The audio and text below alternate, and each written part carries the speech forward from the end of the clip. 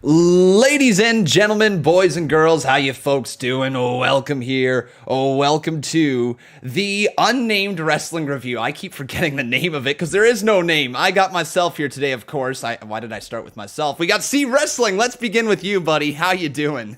I'm good, man. I'm good. I'm excited to talk about Raw specifically today. I'm pumped to have you, buddy. It's the first time that me and you are actually doing a video one-on-one, so no botch guy to carry the convo, so we're going to have a good time chatting wrestling. Obviously, CWrestling is the master of theories over on his channel, so if you guys haven't done so, make sure you go check it out. But no botch guy here today. He'll hopefully be able to join us next week. He's dealing with the flood and a whole bunch of other stuff going on in his place, so make sure you send your well wishes over to botch guy. But CWrestling, man, we were just talking about it. I know we're going to talk about Raw and how brutal of a show it was. I know we're going to talk about Smackdown and how fun of a show it was, but NXT literally last night, we just got finished talking about it, and it was a freaking amazing show, man. Like, did you watch the whole thing live? Whole thing, start to finish, and do you know what? Make NXT 3 hours. Whoa. It's that good. What? It's that good. Okay, it's good, but you know when people used to say Raw was good? Then they made it 3 hours? But the difference is they don't care for Raw. So, at the moment, whoever's booking NXT cares. So I think, you could throw in a few more characters, a few more names, and just carry the show a little bit longer. Why not? Oh, man. Good. I mean, I love you, bud. You're usually the master of theories, but the extra hour? What? Oh, come on. Actually, you know what? You're probably going to make them a buttload of cash if you do that, so why the heck not? All right. But yeah, so let me know in the live chat, everybody. Would you like to see 3 hours of NXT? I know it's not maybe the most serious suggestion, man. We're just pulling your chain over here. But yeah, what an interesting suggestion from CWrestling. But let's transition right here to the first show. We're going to cover all of NXT, SmackDown, and Raw on today's show. And starting off was SmackDown for May 21st, 2021. We had the Parade of Champions to start off the show, and I'm going to immediately pass it over to you, CWrestling. This Parade of Champions, no Roman Reigns, just a bunch of title holders. How did you like this presentation? Yeah, it was brilliant. Really good. I like the fact we started with something very different. We usually start SmackDown with Roman or some promo. And yes, it was a promo, but it was different. It was fun. Obviously, it built up the hype for fans coming back and WWE going touring again. So that was cool. And I loved the fact Roman wasn't out there. That was really well done, because why would he do what they want him to do? He's the tribal chief. He decides when he goes out to the ring. So makes perfect sense. Absolute perfect sense, man. Yeah, you nailed it there. And just the whole presentation of Reigns is off the charts right now. Is he the best thing going in all of professional wrestling? Easily. I agree. I absolutely agree. This is where Botch Guy will jump in and say, well, nice job running with that one, CWrestling. Yeah, that's true. Yeah. We should get those lines recorded just in case he can't make it. We really do. We need like the Botch Guy sound bits off to the side. I need to run like the and the whatever sound effects that he also got. But of course, the ripping on CWrestling every chance he gets. I don't get it. We're going to rip on you, Botch Guy. Now that you're not here, you can't defend yourself. But let's talk about two people who couldn't really defend themselves. And that was one of the worst transitions ever because it doesn't even make sense. Scrap that. Nia Jax, Shayna Baszler, and Bayley defeat Bianca Belair and the SmackDown Women's Champions, Natalya and Tamina. This transition out of the Parade of Champions. Better transition than mine, that's for sure. And this match, it was kind of there. What did you think about the SmackDown Tag Team Champions tap out? Do you know what? That feud for me now is just boring, and I'm hoping that, obviously we saw the rematch on Raw, and I'm hoping that's the end of it. I didn't care for this match on SmackDown at all. Thank you for saying that. It's a rematch. It's not a direct rematch, obviously, but it's another rendition of Shayna Baszler, Nia Jax, Tamina, and Natalya. I think they leaned into it, man, because of the whole crying bit the week before. Like, that was real emotion coming out, right? You don't believe that was fake there? Yeah, like that was real emotion coming out of Natalya and Tamina. So they obviously ran with it, thinking that people might latch on, but they didn't do anything different, really. I got to say, though, Bayley was the star of this whole thing. I don't know if you agree with that. Yeah, I agree with that. Yeah. Yeah, she just looked really in her place from the promo at the start to obviously the whole presentation. And then, yeah, she wasn't directly involved in the finish, but I think Bayley was the star of that match up there. So hopefully more stuff for Bayley. Random question to you that just literally came off the top of my mind. Would you like to see Bayley moved over to Raw? No. No? Okay. I think SmackDown need her. I think everything SmackDown's doing is really good. And I think if you juggle too many people about, it's going to go downhill. I would agree with you for sure. That definitely juggling around. That's a good point there, man. I am trying to think of the Raw women's division right now and who from SmackDown could directly benefit that, though, because, yeah, Rhea Ripley has been called up and she's immediately the women's champion, but we're getting the same rendition of, Charlotte Flair versus Asuka every single week. Makes me wonder if, maybe after Charlotte's done with Rhea Ripley, a nice little trade of Charlotte for Bayley. Would you like to see maybe that? I know you just said no to Bayley, but if there's somebody coming over, yeah. It would make sense to change things up a bit. But the only thing I have an issue with is Bayley has that show, Ding Dong Hello. And you can guarantee the second she goes to Raw, in the first hour, we'll get Ding Dong Hello. And then we'll get a backstage promo in the second hour. Yeah. And then her having a match in the third hour. Yeah. And it's just too much exposure, You're 100% right. Yeah, didn't think about that. The talk show Vince would be drooling. He's like, "Oh, we got a half hour to kill over here. Let's put the talk show out." Yeah, you're absolutely right. So, let's say this though. Let's dive into a little bit more. Is there anybody on SmackDown that would fit on Raw from the women's division that could use that spotlight? I've said it, and I've said it 100 times. I want Liv Morgan on Raw as a singles competitor. That's a good one. Yep, that would be really good. Would you like to see her involved somehow with the Alexa Bliss storyline? I know you're a big fan over there with that. Yeah, but not necessary. It's not necessary. I think if you put her on Raw, obviously there's a ready-made feud with Charlotte, one with Asuka as well, because they was the first two people to beat her upon her return. So there's some ready-made stories for her there. But I also just think you want to elevate someone naturally. Rhea was brought up straight into the title picture. When you look at someone like Bianca, she was around for a little bit. She went away. She came back, video packages. They did the whole thing where she carried Otis and, they made her look like a dominant force. If you did something, not that, but if you did something similar with someone like Liv and built her up, you can make people very interested in a character like that. Absolutely. And I mean, a lot of people were suggesting that she was going to be the Alexa Bliss character that we now already see on our screens, which I don't know, we haven't really talked about this. I truly thought Liv Morgan was going down that path with the Fiend in some way when she first came back. She had that weird toy box thing in her theme song, and I thought she was going down that direction. Do you think this role was originally written for Liv Morgan, or do you think it was written for Alexa Bliss? The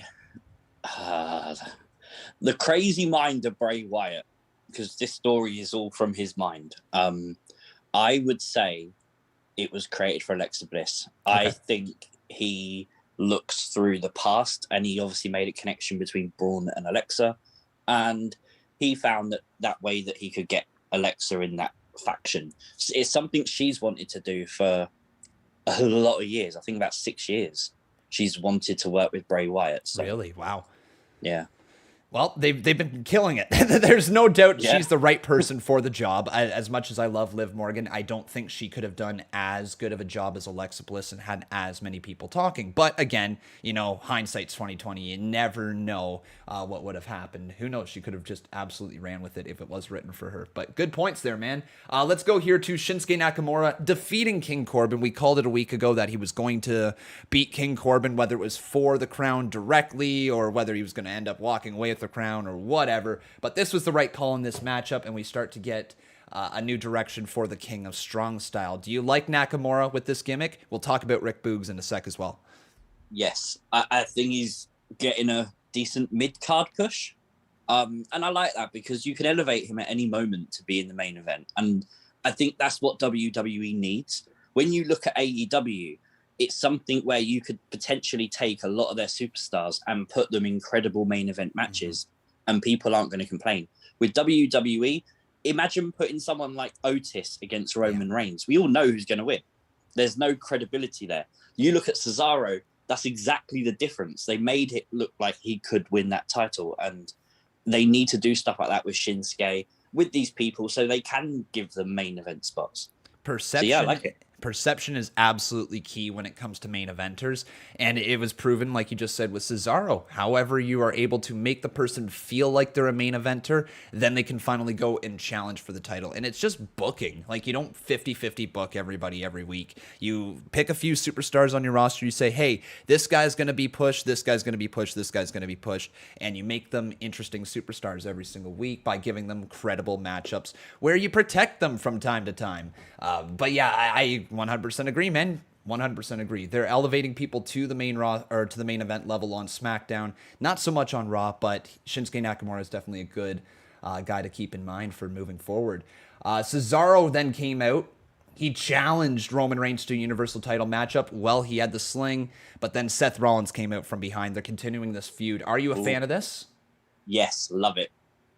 Good. And I totally forgot about Rick Boogs. I said we were going to talk about him, so let's not gloss over the big Boogs, man. This guy got me so hyped, dude. Oh, have you been following him since his days down in NXT? Honestly, actually, no. No? I've seen him, I heard of him, and I've seen him once, I think, but I haven't seen that much. I did go back after SmackDown and look up a few things on him, but no, I've not really heard of him too much. There's really not too much out there with him right now. They have done a fantastic job at realizing that this was a guy they could refine. Sort of like they got him as a piece of coal and they're trying to refine him into a diamond, right? And they knew he had this gimmick. He posted, I think, this one video online where he was shredding on his guitar while upside down doing sit-ups, sort of deal, like on a chin-up bar. It was incredible. And right when I saw that video, I'm like, this guy's going to be a star for WWE. His former name was Eric Bugenhagen. He's went through a couple different names. Rick Boogs is now his current one, but his former one was Rick Bugs, for anybody who's not familiar with his work. But yeah, just really, really good stuff character-wise.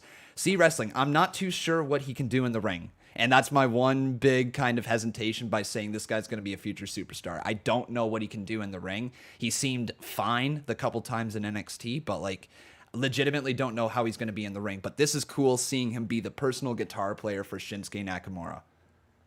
Yeah, I like the way that they've introduced him, because I personally, as I just said, have not really seen too much of him. And I know someone just said in the chat he was a 24/7 champion and stuff. Like, they've done stuff with him, but it's not registered in my head. And I think it won't for a lot of fans. And the fact that you can introduce someone like that fresh, I think one of the biggest problems WWE Raw and SmackDown has is NXT, because no longer does someone come in and we get a massive debut and we don't even know who that person is.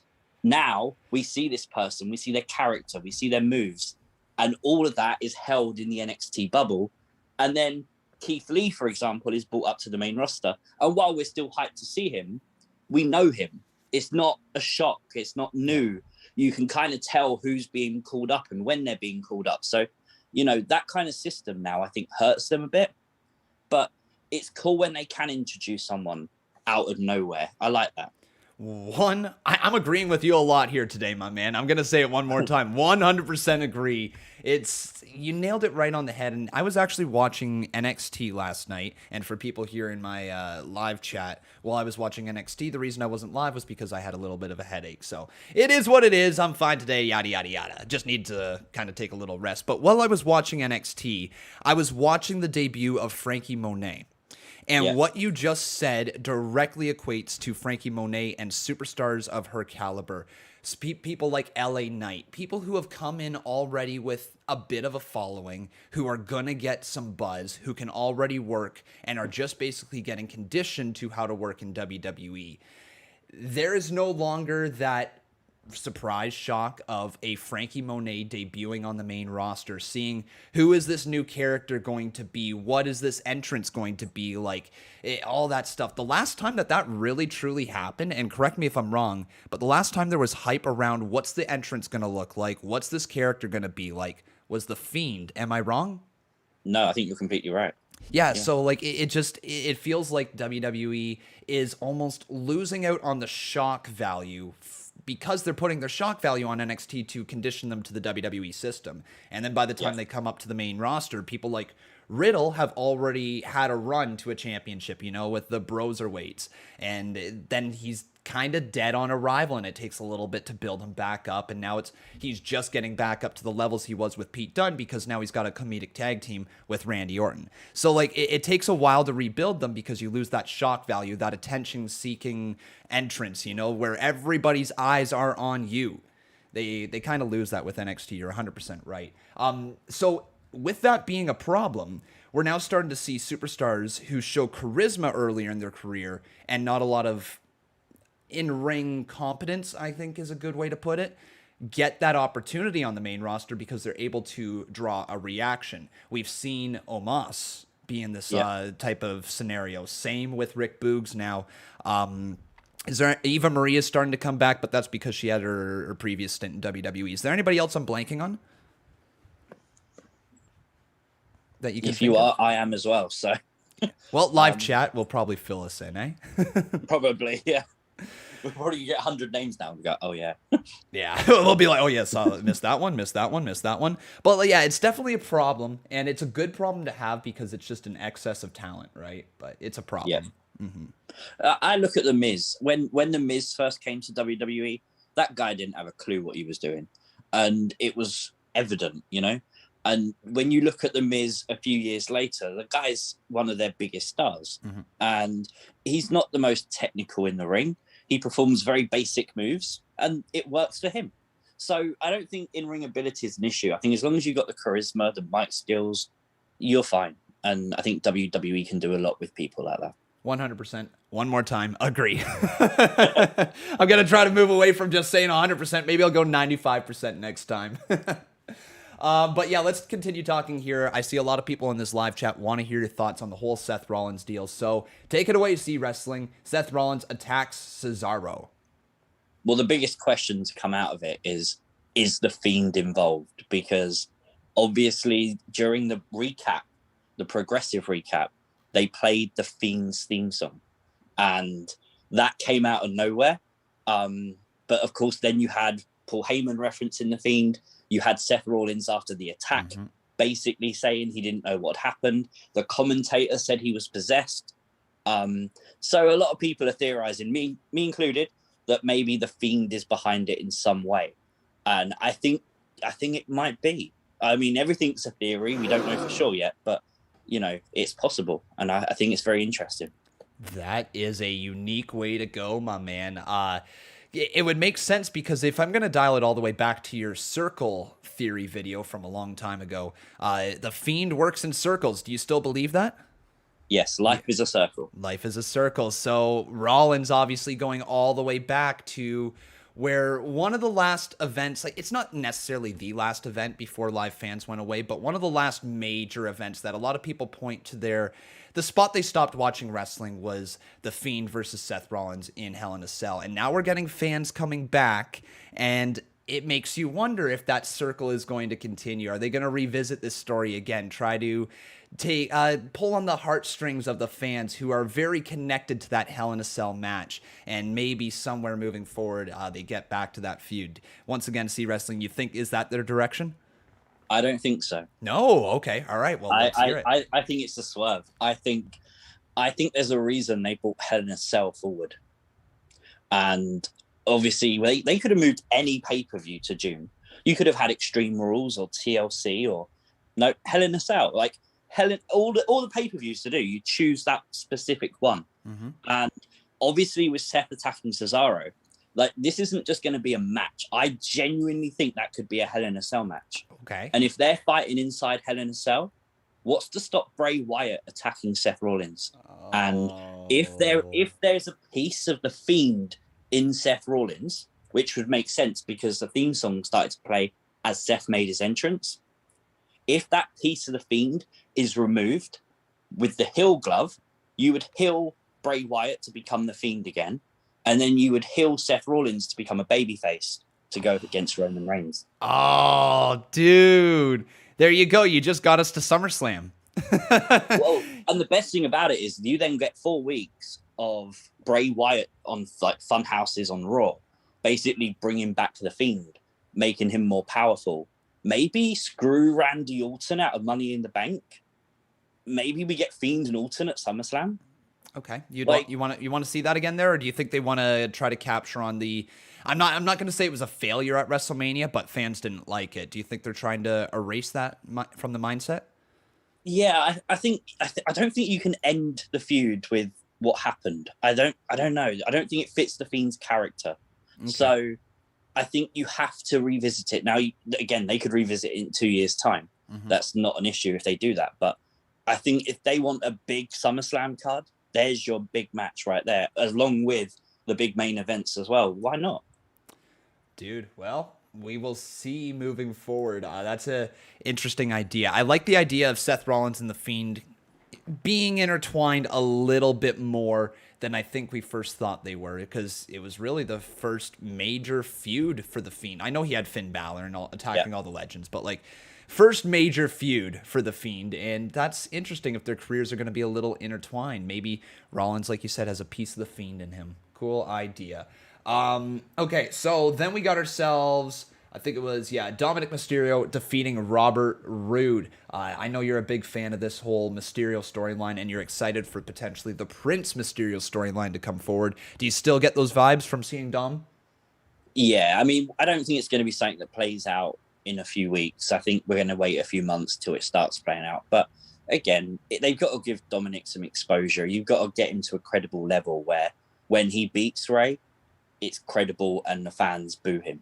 Yep, 100%. And it needs to be in front of live fans to be fully effective. So yeah, I still say keep them as tag team champions for 6 to 8 months. They're the Mysterios. Yeah. Why not? First father-son tag team. The tag team division on SmackDown is heating up. And if you've got two good underdog baby faces, you can build up a wealth of heels against them. The Dirty Dogs could get so much heat against the Mysterios alone. Imagine any other team. You could imagine Grizzled Young Vets. Oh, Grizzled Young Vets versus the Mysterios would be dope if they ever wanted to call them up to SmackDown. They just have a lot of legs that they can run with there with the Mysterios. So I'm excited to see where they go from there. But let's get on to the main event, my man. Apollo Crews defeating Kevin Owens, Big E, and Sami Zayn in the Fatal 4-Way Intercontinental Championship match. This was excellent. What'd you like about it, man? It was just a good match. And then the ending was just perfect. Yeah. Oh, yeah. We'll talk about Black here. Yeah. Oh, well, you know what? Screw it, man. Let's talk about Black. Okay. We don't need to go through this, man. There was cannonballs. There was cool spots. There was this. There was that. But Aleister freaking Black. I got to find the photo, man. Is it over on your Twitter? Which one? The one with the antlers that he just revealed his new gimmick the other day. Or was it's on his Twitter, yeah. It's on his Twitter? Okay, I wasn't sure if you retweeted it or not, just because I have you pulled up over here. But man, take it away. Talk about Aleister Black with this, obviously, him coming out and attacking. It was oh goodness, why am I blanking? It was Big E. There we go. I was about to say Kevin Owens. It wasn't Big E. It was Big E. There we go. Take it away. I'm rambling. It was good. It was just good. No one knew what was happening. I'm in a few group chats on Twitter, and the conversation flows constantly through Raw. Same with your live chat on YouTube, and everyone was like, "Wait, what?" No, of course we'd already spoken about the Fiend. The Fiend's music had already hit in that promo, so everyone was wondering, "Is it the Fiend?" Mm-hmm. And I think everyone just blanked Aleister Black for a moment because no one expected him to come out. And I think when you do it when people aren't expecting it, even better. And to attack Big E, perfect. You establish him as a heel, and of course it's a great stepping stone for Aleister Black. Excellent stepping stone. I'm pulling up the photo right here on the screen at the moment of Aleister Black's new mask, and Botch Guy broke it down. So if you guys want to go check out Botch Guy's breakdown of the mask and what did you miss and all that stuff, it's over on his channel. But a very dark looking mask. I think Botch Guy referred it to being some sort of satanic mask. Do you have any theories with this, Mr. CWrestling? I really want him to wear it on TV, but I don't think he's going to. Okay, why not? Because he's shown it to us first on Twitter. Good point. That's the only thing that makes me go, because you want it. It's really cool. Maybe he'll wear it for special occasions, like WrestleMania, SummerSlam, etc. But I don't know. The fact you show it off on Twitter first, It might be a way to create some buzz, maybe. But I kind of feel like if you would have come out in that, the world would have popped a little bit more. So why would you give that away on Twitter? Yeah, dude, you're right. I thought kind of the same thing when I saw it. It was a little weird that it was being revealed on Twitter. I wonder if it was to try to create more buzz around Aleister Black to begin with. And like you said, they maybe aren't going to bring it out on TV right away. It's just going to be maybe something as a backstage segment, like he talks to this mask for whatever reason. I don't know. He's got books backstage, so who knows? He might have masks as well. do you remember like mid and late last year, there was about 3 or 4 different reports that Aleister Black was getting gimmick changes and they were cancelled. And I wonder if it's something from that. Could be. Yeah, maybe they started working on a new gimmick for him and backed away. Like, I don't know. With WWE, anything could literally happen, couldn't it? Yep, it could. It could. All right, but not on Raw. Oh, we already know what's going to happen on Raw because it's rematches all week. That's what Raw stands for. Dude, I struggled to get through these 3 hours. I don't think it was worse than last week's. I'm going to be honest with it. I don't think it was, but man, I struggled. Did you struggle watching through Raw? Yeah, I hated it. It's just... I agree with you. It was better than last week, but I think it was only better because of Riddle versus Xavier Woods. And I think that match for me stood out amongst everything else. And I just don't see what they accomplished on Raw. Literally nothing happened. Nothing. It was 3 hours and we did not get anywhere. Like, even the finish. I'm waiting all night for the finish to be something with like, and I know why Alexa Bliss wasn't there. It sucks that she lost her pig. R.I.P. to Larry Steve. Thoughts are with her with that. And that's the reason why she wasn't at Monday Night Raw. But I was waiting for something, you know? And when Vince McMahon rewrites the script every single day, you would think they could have rewrote the ending of that. Yeah, definitely. That's exactly the point. Yeah. I don't understand why when you knew Alexa wasn't going to be there, which obviously she'd said on Instagram that she was on her way to Raw. So obviously there was a plan for her to do something. Obviously those plans changed because of her pig. So she then went home, I assume, and they did what they did. Now, I understand that, but you could have changed the card around. You could have put Drew versus Kofi as the main event and all right, sucky ending, but it wouldn't have been as lackluster as what that ending was. Because it just, again, accomplished the exact same thing as they accomplished the week before. Exactly. And man, like, that they built up to Kofi versus Drew next week. Like, if you realize that you want to have the number 1 contenders match and your main event just got pulled from you, hello, ding dong, like Bailey says, freaking put them in the main event. Don't build to next week. Have the number 1 contendership match right there tonight. You got 3 hours to build to it. Why aren't you building to it? Sorry for yelling in your ear, but man, I've got this built-up rage from Raw. I turned red in the face like probably 5 or 6 times this previous Raw, and I've still not gotten over it, man. The problem is we sort of saw on Raw, the one thing they've advertised for next week is the rematch between Kofi and Drew, and you're like, another rematch? Why? Another, and like, it was a good match. Like, we'll start off with it, Drew McIntyre and Kofi Kingston. It was a good match that ended, you know, like the finish, I can even get on board. It's not my favorite thing to see, a no contest or a disqualification finish, but like Bobby Lashley and MVP, they at least looked like they were on the same page. You know, it's like they discussed this. Okay, well, neither of them are going to win. And as the heel, that in their mindset, they're saying, well, then I don't have a number 1 contender. Like, that makes sense from a heel perspective. And yeah, I'm sure we would have been pissed off if that was the ending of the show and they proceeded to build to next week the rematch yet again. But still, it felt like we would have accomplished something, even though that was the way we opened the show. We went through 3 hours and felt like that opening didn't lead us anywhere because it was just such a false, weird finish. And I don't know if I'm just rambling CWrestling, but that was just bad. Right. 100% greedy. 100%. And then, like, you know, when we talk about rematches, we find out that we're now going to get ourselves Charlotte Flair versus Asuka in a little bit, which, again, 2 fantastic performers, But how many times have we seen it recently? I don't understand that whole match at all. We watched last week a match between Asuka and Charlotte, where if Charlotte beat Asuka, she would get a shot at the title. Asuka won. Charlotte does not get a shot at the title. Yeah. And then this week we get the exact same match with Charlotte winning, and now she's getting a shot. Like, what happened to Asuka? Yeah. Like, if we're talking about making things sense, what happened to Asuka?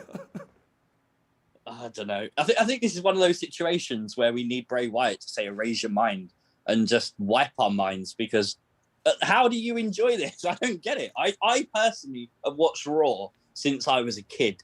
I don't understand the last 4 weeks because it's been awful. It hasn't made sense. And like, I've seen a lot of bad stuff on Raw, and I'm not the first person to jump down the throat of Monday Night Raw and saying, like, if they put on a bad segment, it does not ruin the show. Okay. Like, we all know this. Yep. It does not ruin the show for one bad segment. But when it's segments that don't necessarily deliver, okay, like the main event, like Drew McIntyre, Kofi Kingston, when they don't necessarily deliver the result or the pop that they're looking for, then it's up to the mid-card to tell the rest of the show and to make us think it was a good show through the wrestling. And the wrestling is fine, and Raw constantly puts on good matches. But the problem is once we get through all those check marks that I just listed, it's a rematch. People don't care. People don't care about the matches that Raw is putting on right now. And a Charlotte Flair Asuka is a giant freaking match. That's a WrestleMania rematch. But, like, it's a rematch. Yeah, exactly, yeah. Everyone says it. There's 3 hours. Now, I agree with you personally that the 3 hours suck on Raw. Mm-hmm. Now, I would put it down to 2 hours, but I understand why they can't. But I just sit there and I think, you've got so much stuff going on. How do you not have time to fill 3 hours? Like, even if you, as WWE, played a classic match or a little snippet of an NXT match from the previous week to build hype for that, or even showcase your 205 Live division on Raw a little bit. Yeah. Like, you've got all this stuff. Like, what is at the moment on main event this week? We get Mustafa Ali versus Ricochet in 2 out of 3 falls. That should be a Raw main event, and that would take up probably 40, 45 minutes. Yeah, dude. And like, when they have those things happening on main event, and they've built up a story on main event, like, this is where the rematches it doesn't always matter if, like, they've faced each other with 5-6 times in a row, but, like, they've faced each other on main event a lot recently. But you had this story. People were talking about them on social media. They cut their promos on social media, building up to this big match that you just mentioned. Why not put that on Raw, then build a story out of that, because people are interested in seeing that match to begin with? That's where WWE is missing the mark. They have so much content, like from main event to 205 Live to NXT UK, NXT, Raw, SmackDown.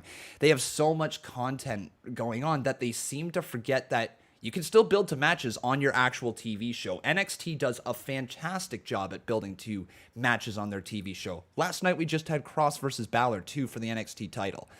So if Raw can try to figure out a way to follow in those footsteps to make their matches mean something, to get people interested in their matches, like people have gotten interested in Ricochet versus Mustafa Ali, then put it on Raw. Put it on your main show. I don't get it. I don't understand why they wouldn't do that. But the other thing I don't understand here is how out of this conversation where we found that we're going to get the rematch between Charlotte Flair and Asuka, we are going to get Nikki Cross versus Rhea Ripley, which is fine, but Rhea Ripley has to beat her in under 2 minutes. And Rhea Ripley forgot that she only had 2 minutes. What the frig happened?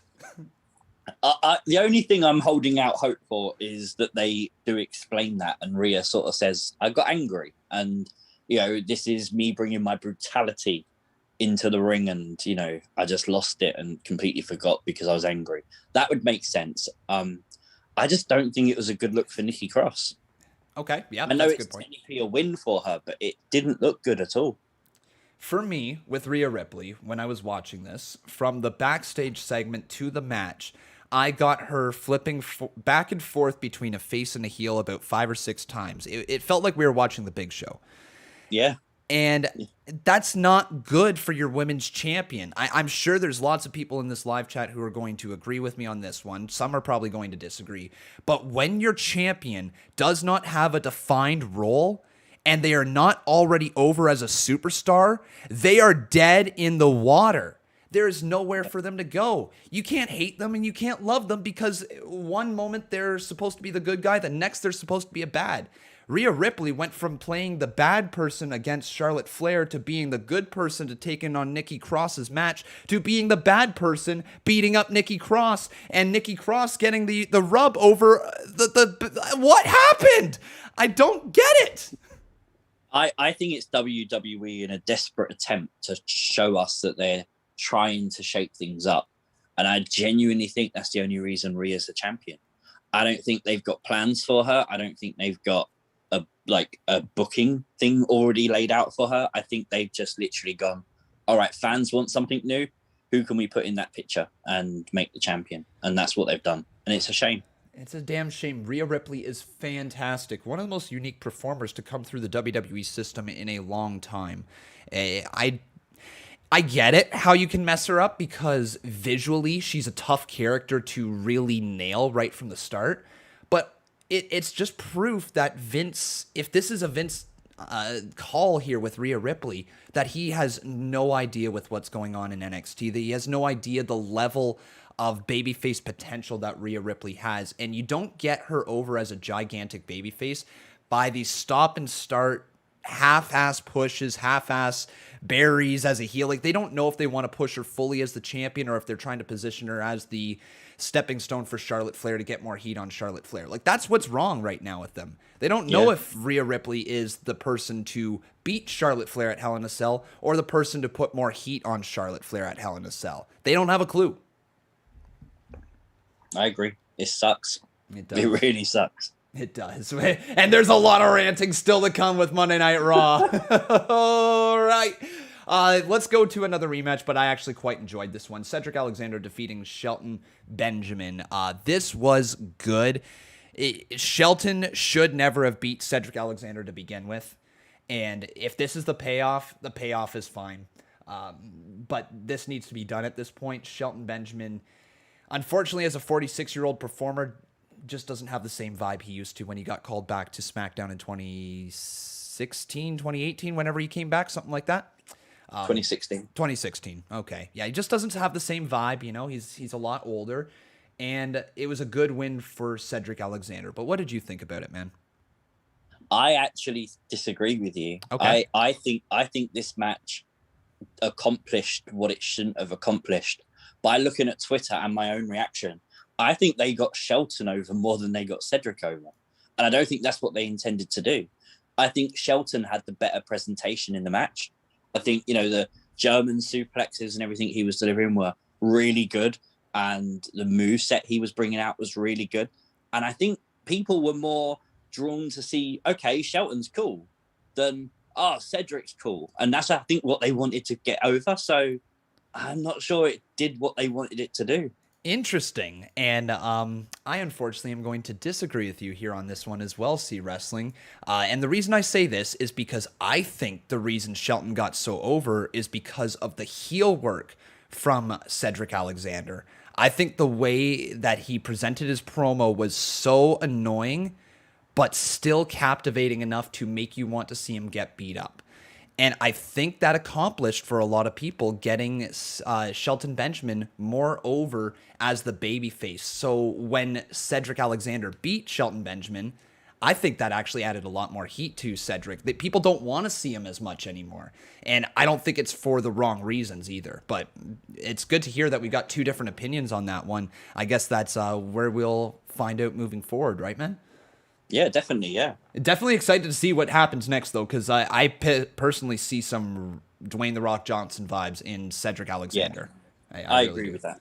Beautiful stuff. Now, my favorite match of the night. I'm so glad we get to talk about this one. This was so positive. I loved every bit of it. Riddle defeating Xavier Woods with an RKO.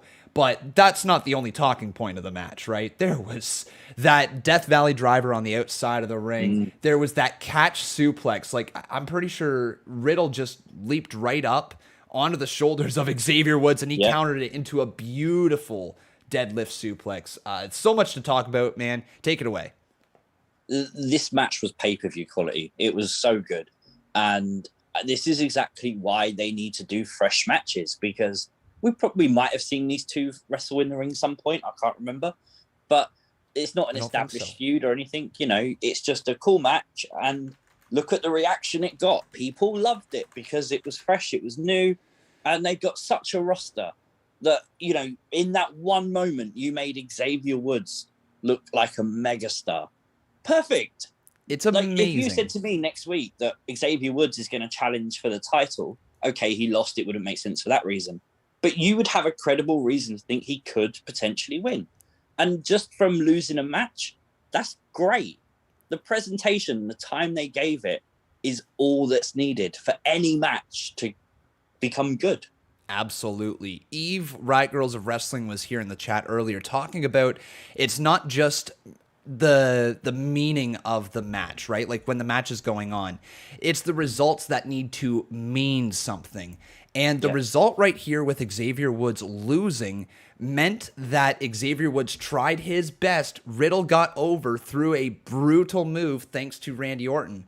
But the match itself meant something. The loss still meant something to Xavier Woods because he tried his ass off and he came that close. So us watching that, we can feel that. We can feel the emotion through Xavier Woods.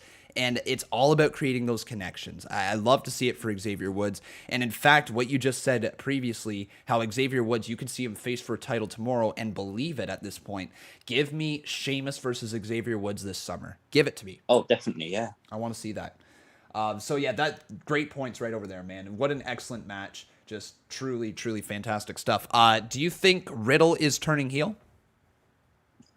I don't think he's turning heel. I think he's just being himself. The interesting note was what Randy tweeted after WWE tweeted about the RKO. It wasn't just the RKO. He did the Orton pose. And everyone starting to say, is Orton going to be annoyed at Riddle? Mm-hmm. Because his words was, don't steal my poop, you know? So, yeah. I'm sure Orton said poop.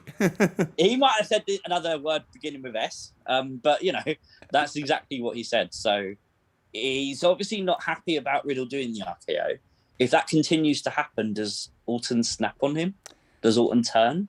I wonder, because it's definitely a unique storyline where they've got two directions they can go. A full heel team between RK Bro, or they can go with, I guess three directions. Orton could turn face and start really enjoying the antics of Riddle, but then they've got the ready-made feud right there between Orton and Riddle. And I think, unfortunately, as entertaining they have been as a tag team, I think Randy Orton's going to get back to being Randy Orton at some point.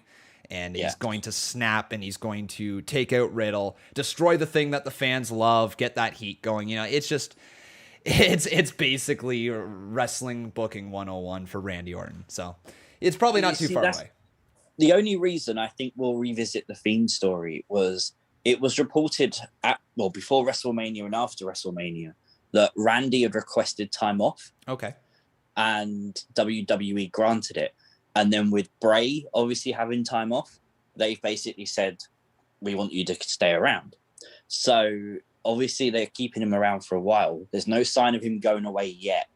So is it possible that is like a mid sort of feud for him right now to get back to the Fiend to then write him off in like after SummerSlam? Maybe. That's the only reason I keep going back to it. Well, you might be onto something, and you've been right with your theories in the past, so that's why we got you here talking about all the theories. But before we continue on with the rest of this review here, guys, I want to make sure you leave a like on this video. Also, making sure you are subscribed to this channel. Subscribe to CWrestling over there as well. We'll plug his stuff towards the end. And we just got a quick little shout out to Jason Barker, who dropped a $5 donation in here, and he says, "Sup, brosiv? I finally got my boss to appreciate what I do around the workplace. Jason Barker, you're a hard worker, my man. Keep it up. It's good to see you're getting that respect around that workplace." But let's get back here. We got ourselves Jackson Riker defeating Elias. Or, not AJ. Elias. AJ, thank you. As it left my mouth, I was like, that's wrong. Jackson Riker defeats AJ Styles. Can't believe that's a sentence. but it is. And you know what? At the bare minimum, they're getting me somewhat interested in Riker, Elias going after the tag team titles. Omos looks like a beast. The shots with Omos have been nailed every single week. But dude, take it away. Have they actually had AJ and Omos defend those titles yet? Not yet. I didn't think so. It's just weird. Like, I understand why they only won them at WrestleMania, but have they even been in a tag match since WrestleMania? Was that the 6-person match? Did they have that? I can't remember, actually. I can't remember. Well, live chat will let us know. Have they been in a match yet? I can't remember. It's just very weird to constantly see tag teams be put into singles action. Like, there are tag teams that they could beat and pick up credible wins, while Elias and that go and get wins and become number one contenders, rather than just be thrown together. And this is, for me, just a bit of lazy booking, because there's no build where two teams move up the division and then collide. Instead, they're just colliding and then they're just going with it. And it doesn't interest me. Yeah, me neither. The 8-person tag team match, the New Day with... you know that match. The New Day with Riddle and Orton versus, Elias, Riker, and them. Yeah, so that's the only match they've been in. And it's obviously they're trying to position Omos as like a big deal. And they know that AJ Styles is a man who can do all the work in the ring and just allow Omos to go out there and do the big man spots. That's the reason they're partnered together. And I really hope it works out. I do. I just wonder how long you're going to be able to present Omos in this fashion before people are like, okay, what else? What else does he have to offer, right? He's basically the next Braun Strowman. They literally proved that on Raw by having him do the train thing. Yeah. That was it. That's literally it. Choo. I really hope not, man. Like, Omos, you know, he's got a different vibe. He's got a different swagger, but you might be right onto it if they're just going to have the big man chase around people. Like, I think it was Adnan Virk screaming at the top of his lungs, "Look at the speed on him!" Like, yeah. You know, like, sure, okay. But, like, you've got a big man who moves around the ring. Make this guy a threat. Make him, you know... I don't know how you can make him more of a threat because he's imposing and he's lifting people by their skull over barricades, but it's a good start, right? Those camera angles are going to present him in a much different way. That's not how they're presenting Braun Strowman. So if they can make the distinction, I think they'll have a different character, but you're damn right. They're close to being the same character at the moment. I do think a lot of that mystique with his character will disappear when fans come back, though. You think so, eh? Yeah, I think they'll struggle to get some of the camera angles they currently get and present him the same way. I think they just move the exact same way they present him to backstage segments. In some possibly, way, yeah. Like, I think you're going to see a lot more ridiculous stuff from Omos backstage, throwing people off of things, throwing people through things. You know, we saw him throw... Was it Elias or was it Riker through the LED screen there? Elias, I think. It was Elias, okay. So yeah, saw him already throw somebody through an LED screen. So it's only a matter of time before he starts throwing people through more things. Like, there's going to be a drywall spot, you know there will be. And there's just going to be some more stuff with Omos moving forward, no doubt about it. But you might also be right with the way the presentation has been presented with him. Might have to change over time. We got ourselves Sheamus defeating Humberto Carrillo. This one was good. I guess. Yeah. The after match stuff is what we need to talk about. Ricochet came in and saved Carrillo, maybe signaling Ricochet versus Sheamus and versus Carrillo in a triple threat, or the start of a tag team with Ricochet and Carrillo. What do you think about it? Yeah, I think it's likely to get a triple threat. Again, this was a rematch, and it's not a rematch I minded, because obviously what happened before was Carrillo couldn't continue. So that was understandable why you would then rerun the match. But yeah, I like the idea of triple threat. And I don't see why you don't get someone like Mustafa Ali and just make it a fatal four-way. Right. Yeah, put everybody in there. Just if you're gonna Yeah. have Sheamus be the big bad bully of the mid card, put him in there against all the smaller guys as well. So that way, when you eventually have a big character come through who wants to go up against the United States title, like we were talking about Xavier Woods, he's not the big character to come through, but he's definitely a bigger character in terms of star power, right? So a SummerSlam match of Sheamus versus Xavier could be really unique because you've built him up by destroying all these smaller guys on the way up. I like the presentation of Sheamus. In fact, he might be one of my favorite characters on Raw right now.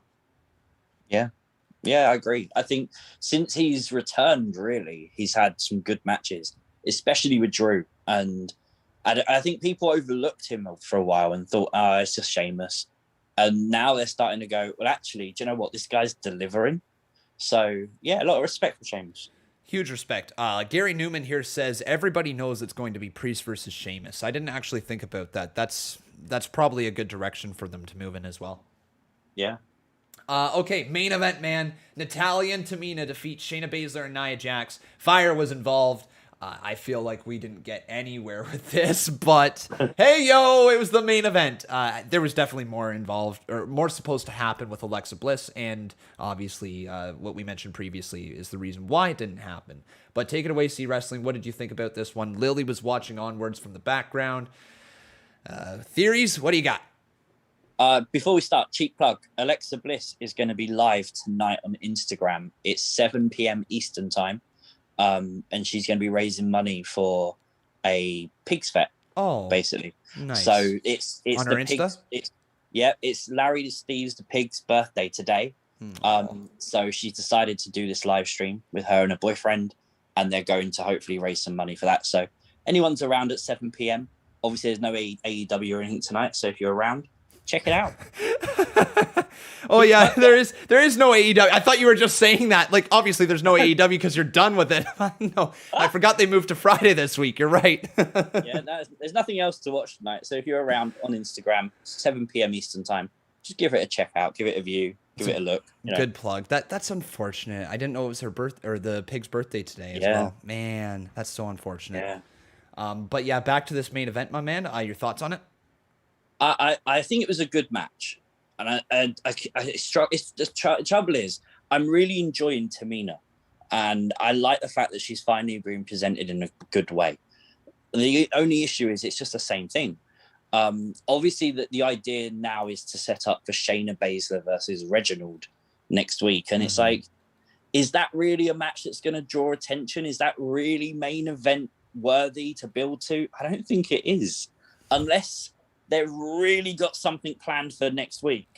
It's just going to be another letdown, and I don't get it. Yeah, man, I don't get it either. There's a lot of other bigger matches on the card, and like, I got to give them credit where credit is due. This was a title match, so they put it in the main event, and you can't really complain with that. But like, yeah, just very weird to see this as the main event. I don't know where they're really going with it. It felt like it was just a stalling week here this week. Yeah, I don't have any extra comments with that. It was what it was. The main event. Something you might not have heard on Raw, though. There's been a lot of rumors and reports that John Cena is going to come back in time for when fans come back. I don't know if you caught it, but during their starting promo between MVP and Lashley, MVP stood there, looked directly in the camera and said, "The champ is here," just like John Cena does, exactly the same way. And I just wonder, is that a setup? Maybe Lashley versus Cena? Huh. I mean, I'd be down to see it, as long as Lashley beats Cena, right? Like, I mean, I don't think I want to see Cena come back and just win the championship. Would that be good? See, if Cena wins another title, he beats Ric Flair's record, doesn't he? Yeah, he does. So I think if Cena's going to go for that title, geez, like, you've seen the storyline idea from Randy Orton, right? With him wanting to become the what is it, 16-time world champion? Yeah, that's right. And then they feud. Yeah, and then they feud. Whoever wins becomes the 17th time champion. Like, that's a cool idea on paper. I don't know if we ever get there. But yeah, I don't know if I want to see Cena as champ. How does the live chat feel about that if Cena were to come back and beat Bobby Lashley for the title? Weird feeling saying that, isn't it? Yeah. Joe, I wouldn't mind it. I wouldn't mind it if he's back for a good period of time, or he has a good story. He has gone on record and says he wants the Funhouse match to mean something. Okay. And he doesn't want to just come back as John Cena. He wants to come back as John Cena, who's been changed by the Firefly Funhouse. And everyone's hyped for the idea of him coming back as a leader of the NWO. And maybe we get a new incarnation of the NWO. And I think if you did that, that's such a big story. Just don't do it the way you book Retribution, whatever you do. Yeah. Oh, I haven't heard about that. People want him to come back as the leader of the NWO, like a new version of the NWO. Well, it would make sense with him now being in Hollywood. Maybe we get Hollywood John Cena. Oh, okay. Okay, on paper, this sounds flippin' amazing, dude. On paper, this sounds amazing. I now want to see it. I'm going to run with this idea. Well, that's the thing, isn't it? The NWO, obviously, we're not going to bring back Hogan, Hall, Nash, or anything like that. But if you brought back Cena and said, you know, he was literally incarnated into the NWO, and he's now been there and he's recruited this person and that person, and, you know, he's brought in faction. Like, imagine if Daniel Bryan returned as part of the end. Like, you could do some big, big shocks right there. And why not? You got nothing else going on with these people. You could literally shake up the business. Legit, in a heartbeat. You could. 1,000,000%. I got a question for you, though. Should it be the NWO or should it be something brand new to get new people over? What do you think? Because the NWO idea is fantastic. On paper, it immediately works. Does it work for 2+ years of storylines? Or do you try something brand new because Cena coming back, like maybe he steals the Hollywood gimmick and they continue like their version of the NWO? What do you think, man? Would you prefer to it being NWO or would you prefer something brand new? I wouldn't mind it being NWO. I think NWO, a lot of people look at it and go, okay, that's Hogan, Hall, Nash. Yeah. But the NWO was more of a movement and a more of a actual company rather than an actual faction. So by having that being adopted by new people, I think that's a great way to establish new people. But at the same time, I can understand if you wanted to do something different. I mean, you could always literally call it the CWO, Cena World Order. There you go. You know, you could rip it like that. But I think that would just be something where people go, yeah, it's just a rip-off. And even if you gave it a new faction, a new name, like Retribution, it's just going to be always referred to as, it's not as good as the NWO. Yeah, well, true. It actually is the NWO. So, you know, you get a whole new dynamic playing out and not one we see before. You know what, though? Every time that there is something that new that comes back, there's obviously people who are going to say, hey, it's like this. But the moment that they start making their own, right? You see Roman Reigns right now with the Samoan dynasty and Paul Heyman by his side. It's nothing. Everybody was saying, oh, it's going to be just like Brock Lesnar and Paul Heyman. It's nothing like it, right? Because they made it into their own. And I bet you know, Cena being as talented and as incredibly gifted in this business as he is, I'm sure if he were to come back and they did try to run with something brand new, he would market the crap out of it and it would be an instant success as a result. I think that either way, Cena coming back as a Hollywood style gimmick, playing off the idea of Hollywood Hulk Hogan,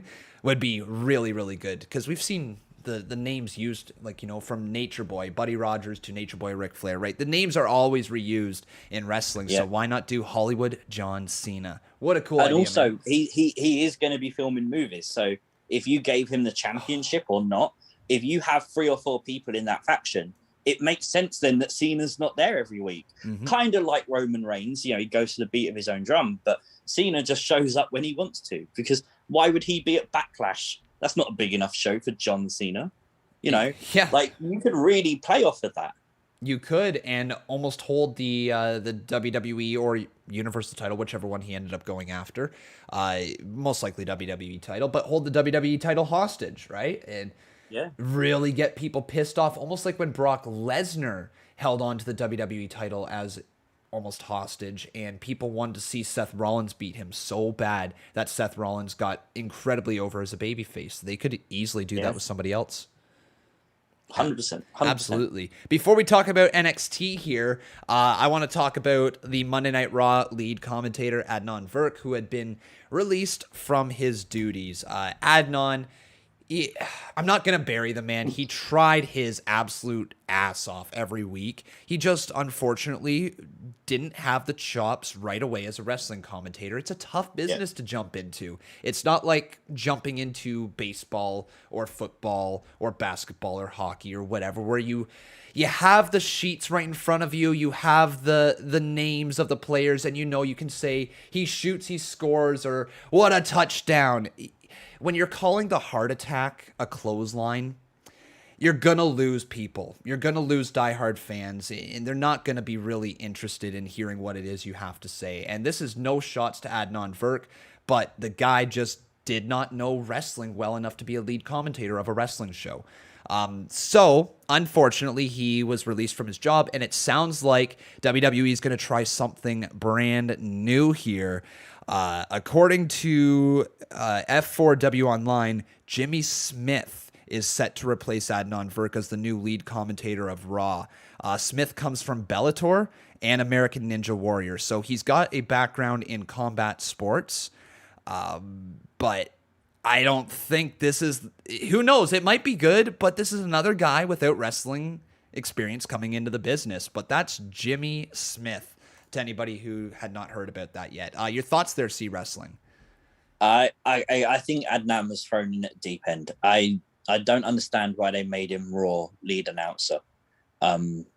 It's almost like he was set up to fail, because how do you put him on what used to be your flagship show for 3 hours live and have no idea about wrestling? It's worked with Pat McAfee on SmackDown because he's a wrestling fan.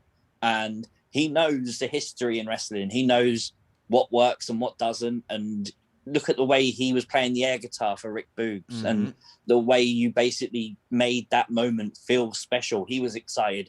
We're excited because of that. And you didn't get that from Adnan because he doesn't know what he's talking about. And instead of training him, instead of teaching him, they just threw him to the wolves. And it's a real shame, because he's got qualities that he could have, helped the product quite a lot, but they just didn't help him. That's my honest thought, is they didn't help him.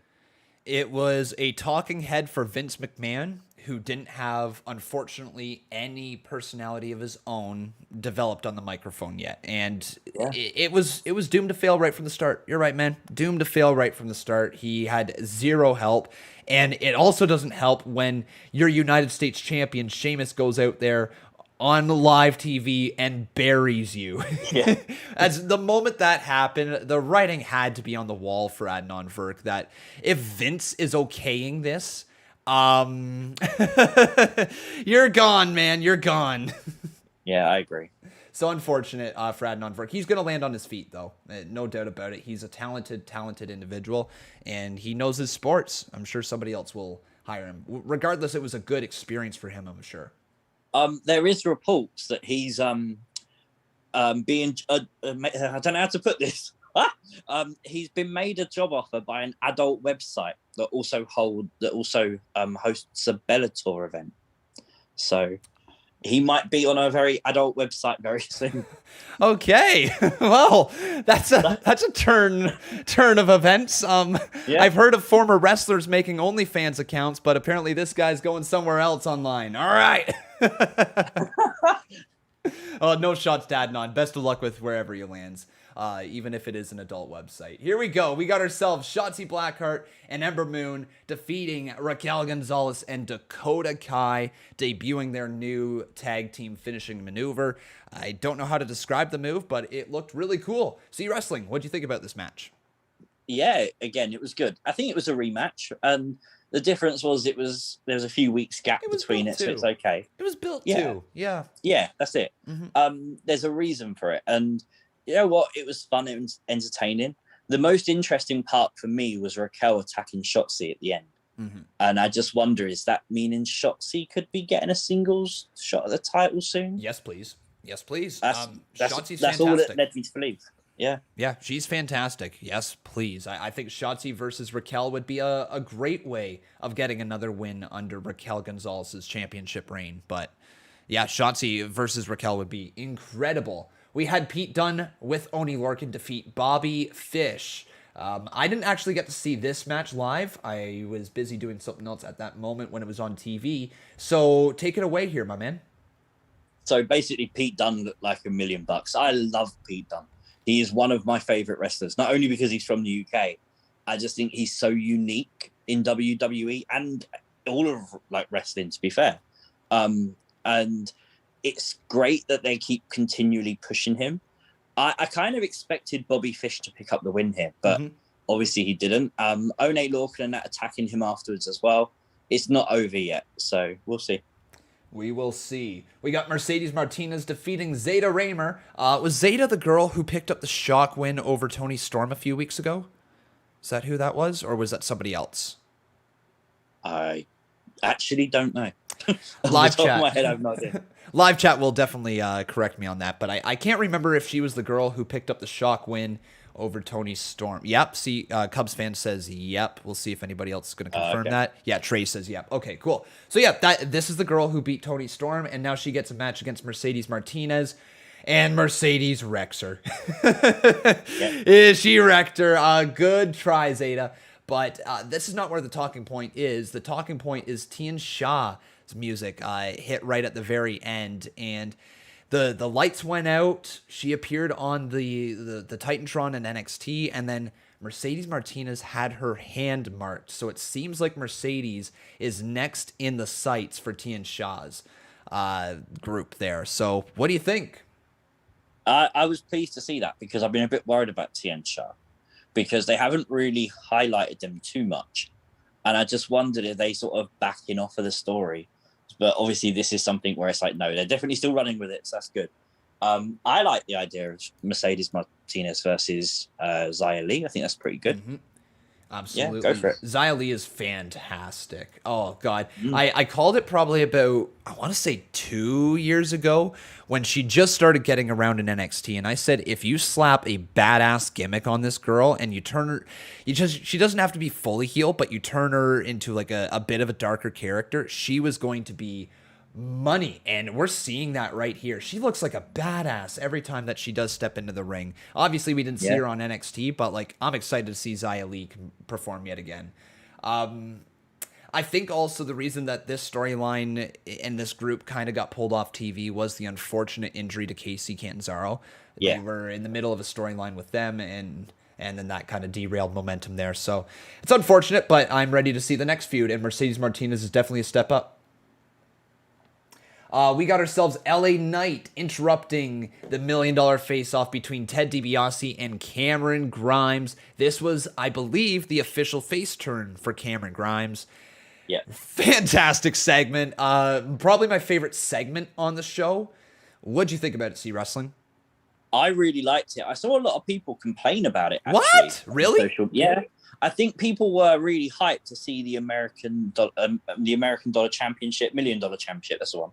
I think people expected him to manage Cameron Grimes, and I saw it and I'm thinking, but that's just it. What they've just set up is Cameron Grimes versus LA Knight. Yeah, probably with the $1 Million Man in LA Knight's corner.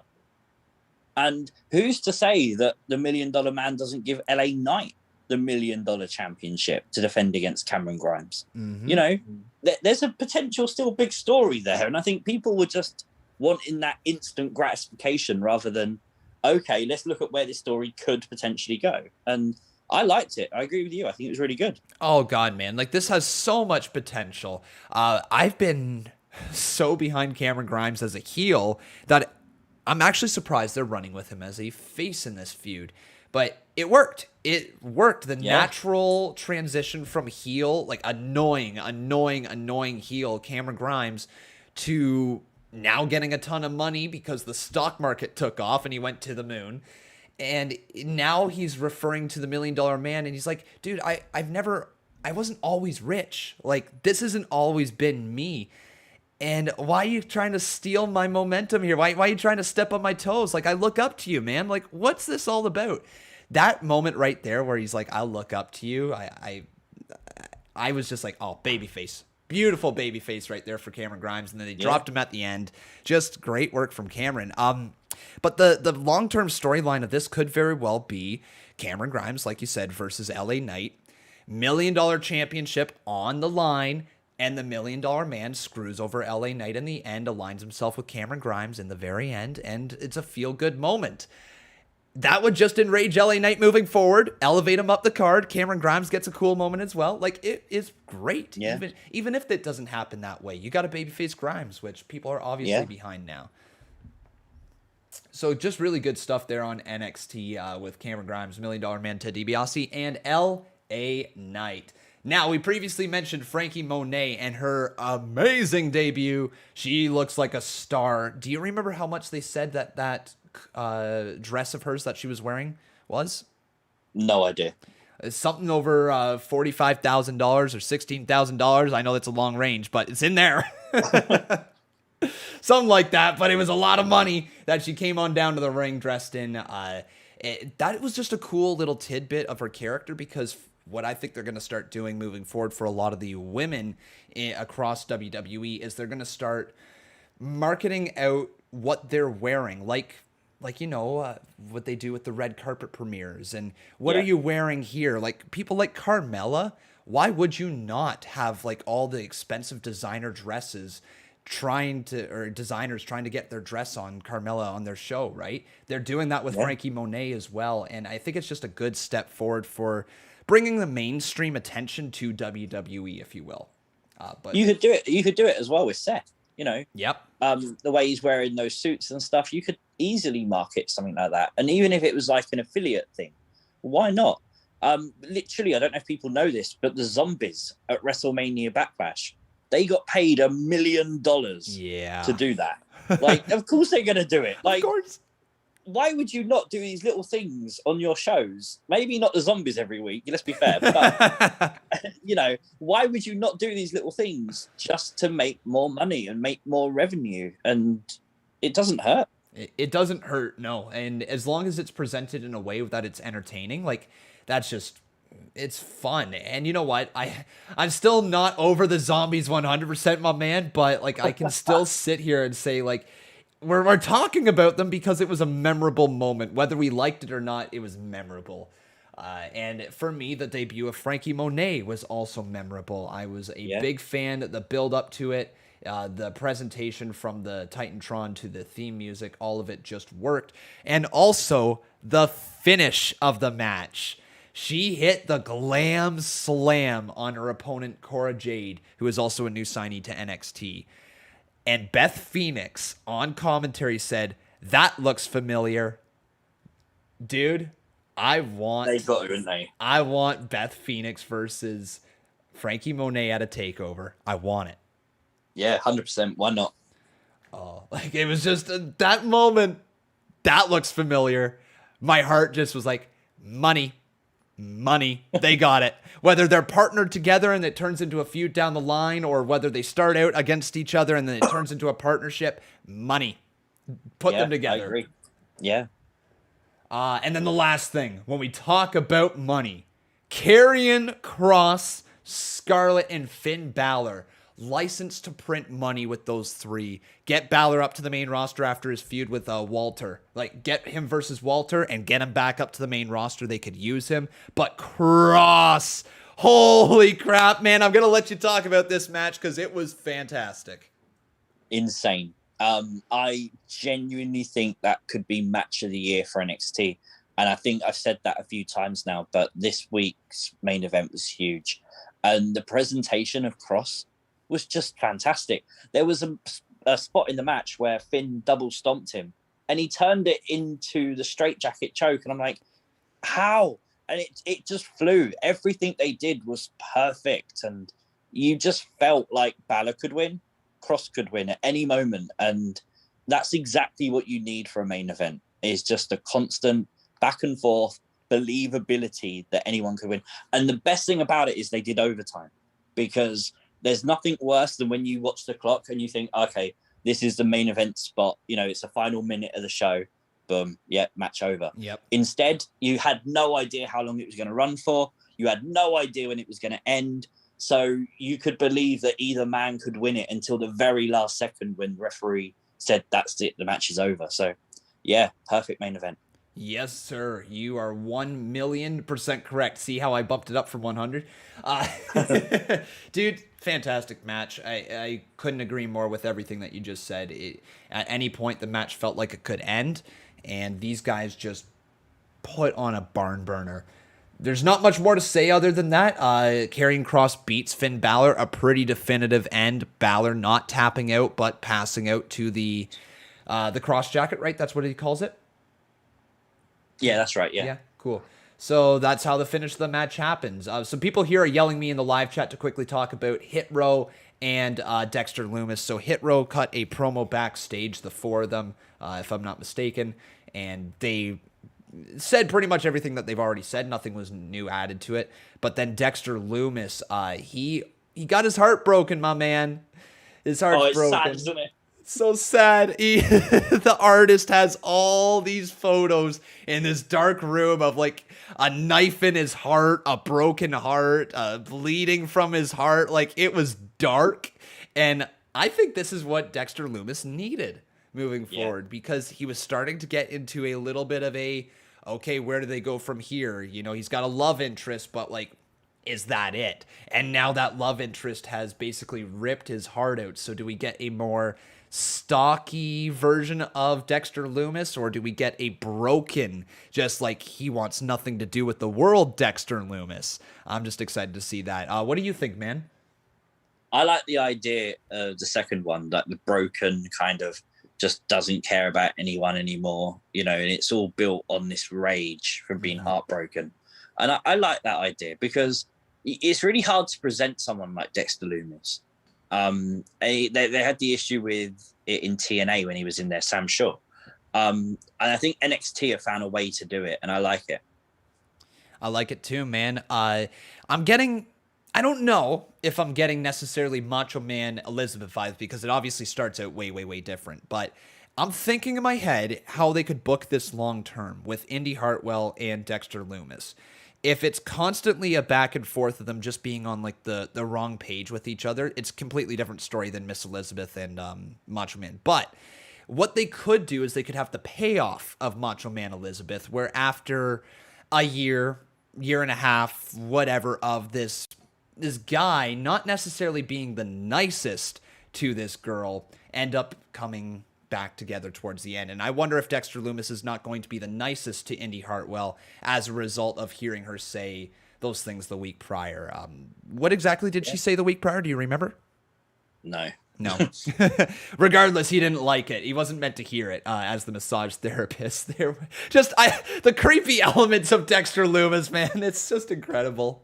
There's nothing better than when they're doing the little promo and he just pops up behind, like, in the doorway or something. That's so cool. It's just so cool. Just so fun. So regardless where they go forward with Dexter Lumis, I'm excited to see it. But that is going to bring us to the end of the Unnamed Wrestling review here today. The question is to all the people in the live chat, what would you do to make Monday Night Raw better? You can let us know right in the comment section below after the video is done going live. But I want to say thank you very much for watching. CWrestling, the floor is yours. Time to plug any stuff that you got. I actually don't have anything planned for the rest of the week. I'm actually taking just a small, like, little break, but obviously we're back for Smackdown videos possibly on Friday, and then a theory video on Sunday. So. Well, geez, dude, you're boring. I'm giving you this chance to plug your stuff to everybody. You're like, yeah, I'm not doing anything. So I mean, if you can always go and check out things you might have missed from Raw. There wasn't too much included, but the video's still there. So there you go. There you go. Go check that out, everybody. And make sure you drop a subscription while you're over there on his channel as well. Make sure, once again, you leave a like on this video. You drop a subscription to my channel, Conman167. We will be back here tomorrow with the CMU. That should be live at 1:30 p.m. And then Friday, we are here with Minecraft and Smackdown. So lots of content still to come this week. Nothing this weekend, I believe. So you guys are going to have to check out some other channels like CWrestling's channel to get some other content. But thank you very much for watching, everybody. One more time, leave that like on your way out. I've been Con, that's CWrestling, and this was the Unnamed Wrestling Review. Raw needs to do a lot better. We'll see you guys next week.